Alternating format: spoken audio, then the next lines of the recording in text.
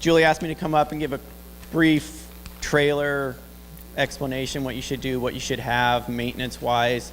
So I'm going to go over it here real quick. Some essentials to keep in your trailer. Obviously, spare tire. A lot of people don't. You'd be surprised. The other thing they never do is check the air in it. You go to use it and it's flat. So once a year at least, check your spare. Make sure it's good. One thing about trailer tires, 6 years max, we like to see on age because they start deteriorating from the inside. You're going down the road and they come apart. They might look great on the outside, but on the inside they're coming apart. And it also goes for your spare. It's better that if it is in the trailer, it doesn't get as much weather, but it still does start to breaking down. So when you swap out your trailer tires, take your best trailer tire that they're taking off and put it on your spare so everything gets rotated. And that's pretty important. You'd be surprised how many people put their spare on and a few miles down the road it comes apart. So just keep that in mind. And one thing about that, AAA won't usually change a tire on a trailer if it has livestock in it. So keep that in mind. You'll call them out. Usually they're pretty good. They'll do it. But if some guys won't with the AAA, I've found that. US Rider is great for that. They'll come out. They'll house horses. They'll do transportation. They'll change tires. So look them up. They're really good for that. Make sure you have a lug wrench, tires, real quick. On the side of the tire, there's a DOT number. It'll say DOT and then there's a bunch of numbers. The last 4 are the date. So it might say like 2112. That's the 21st week of 2012. It may not be on the outside. Sometimes it's on the inside of the tire. So you may not see it. But if you take your trailer in and get it maintained, whoever does that for you, they should be able to find that. But and if you don't see that, then it's a really old tire. Okay. But the last 4 are going to be the date on it. And like I say, I like to see 6 years max, and that's the pretty straight general rule. Keep them covered when they're outside, helps. So yeah.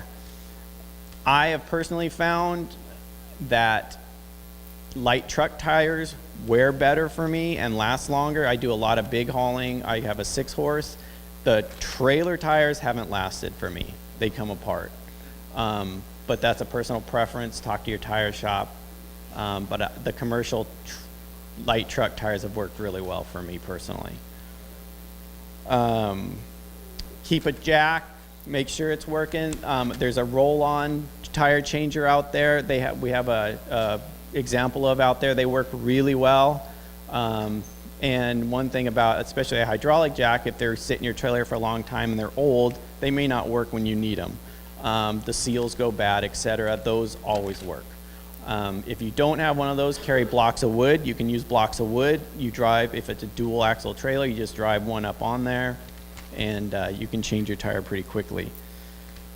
Reflective triangles, get those out. And there's a procedure to set them out and so people can see you. If you don't have those, keep flares. They're kind of going by the wayside now. The reflective triangles are kind of the way to go. A flashlight, gloves, stuff that you need. I suggest the 4-star tire lug wrenches because if somebody else is broken down, you might be able to help them, and it has 4 different size sockets on it. So that's also a good thing to keep. Fire extinguisher. One thing about fire extinguishers is after years of being in your trailer and they're standing up and down, all that bouncing packs all the powder. So when you go to use it, it may not work. When they're sitting in your house or in a room, it's a little different because they don't get jostled all the time. But with that powder packs, I've seen people grab them and they don't work. The powder's so packed in that fire extinguisher, it won't come out.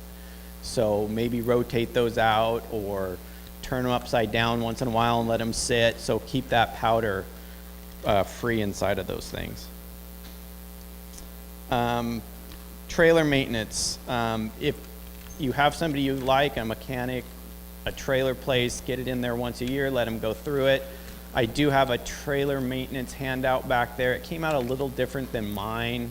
So if I can email you a copy of mine and just give the ladies back there your email address and I can shoot it out. But it has a good, fair pour, things to look for. You can hand it to your trailer maintenance person. They can keep track of it. You can keep track of it. And that's a good way to keep on top of your trailer maintenance. Check your breakaway batteries. You know, they don't last forever. A good way to check it, quick and easy, you can actually jack up a wheel that has the brakes on it, spin it, pull that pin on the breakaway, and it should lock up the wheel. And then you just put the pin back in and you're ready to go again. Keep the hitch lubed up so it's all free. I went over the tires. Check your air pressure every trip. They may look fine, you get a horse in it, and all of a sudden it's flat. So just keep a good habit, grab your tire pressure gauge, check it before you go out. Nothing destroys a tire quicker than it being low on air. Once a year, I always pull up my mats, check the floor. The aluminum trailer's not so bad, but you'd be surprised after urine sitting under those mats, it starts eating at the aluminum. So at least once a year, pull all your mats out, wash the whole thing out. If you have to put a coat of paint on it, put a coat of paint on it, and just let it dry out. That's especially important with the wood floor trailers.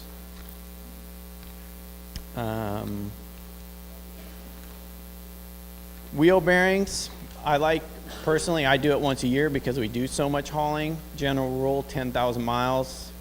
Have them checked, have them packed at least every 2 years, because just moisture will get in there even, and it starts sweating and you get moisture in there with the grease, even if you don't use it. So I really suggest at least every 10,000 miles.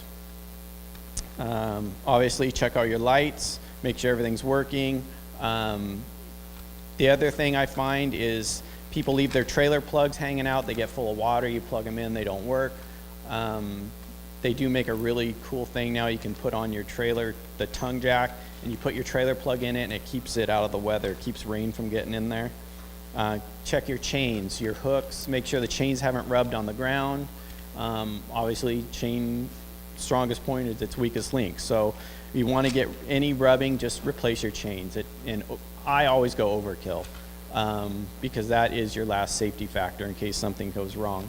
Check your hitch pins, and even I've had people, this is one thing, put the breakaway clip on the hitch pin clip. Don't want to do that. Hook it to the hitch, don't hook it to your safety chain, hook it straight to your truck. And make sure those don't drag on the ground. I see a lot of those dragging on the ground.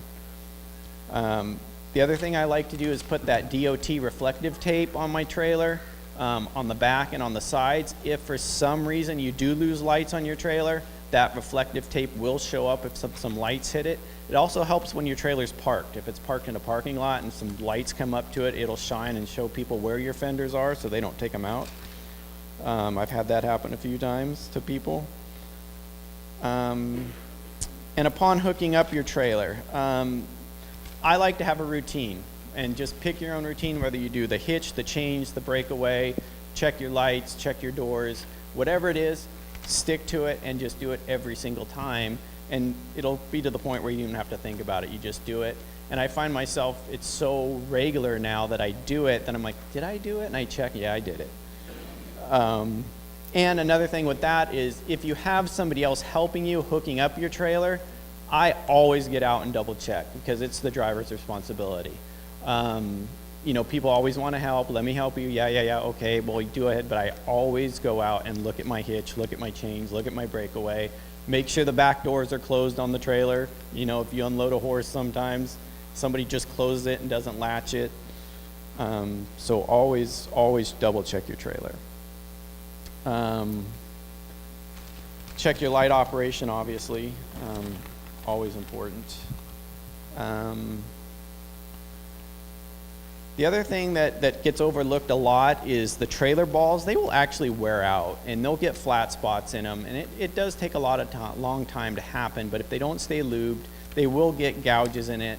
Just change them out. I change mine out like every 5 years, and if they start looking at all bad, they're not that expensive, and it's easy to do.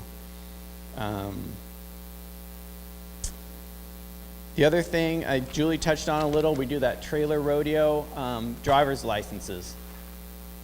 You know, Class A, 10,000 pound trailer rating or more, you gotta have a Class A. If you don't, there's a chance your insurance company won't cover you if there is an accident. So double check that, the gross vehicle weight on your trailer. Most 4-horse trailers are over, some 3 are over. It just depends, you'll have to look on the little tag and it'll tell you. Living quarter trailers too are usually always over 10,000. So keep that in mind, and you really do need to get that Class A license. It's a little bit of work, but you know, it will keep you out of trouble, that's for sure. Make sure your truck, Julie touched on a little, make sure your truck is rated correctly. Again, that's all on the inside of your door sticker there. The CHP comes out, like Julie said, and looks at everything. They're really nice. They're not going to give you tickets. They're not going to do all that. They're going to just say, this is what you need. This is what you should have. You know, this is what we suggest. They're really good about that. Unless they pull you over on the road, then you're in trouble. Quick thing, a go bag. I think somebody touched on it already. Have a go bag in your trailer.